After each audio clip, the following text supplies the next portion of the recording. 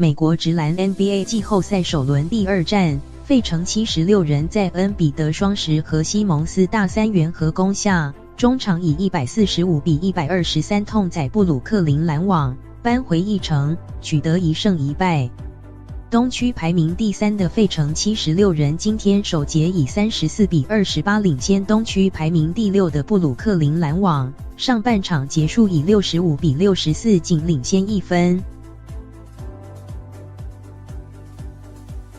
到了第3节，76人轰出51比23的猛烈攻势，以116比87领先29分，奠定胜机。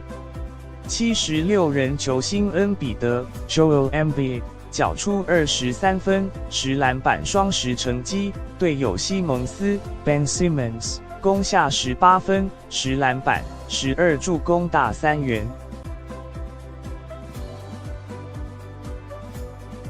哈里斯 Tobias Harris 抢19分、5篮板。76人还有3人得分达双位数，瑞迪克 JJ Redick 1助17分，马亚诺维奇 Boban Marjanovic 16分、8篮板，史考特 Mike Scott 15分。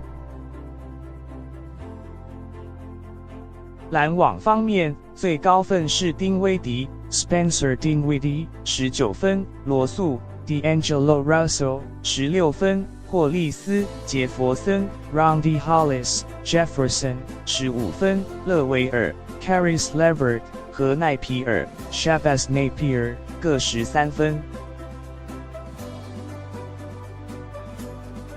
篮网例行赛以42胜40败成绩，4年来首度抢进季后赛。篮网13日在季后赛首轮首战以111比102爆冷击败76人，但今天无法再演惊奇，两队第3战18日移师布鲁克林开打。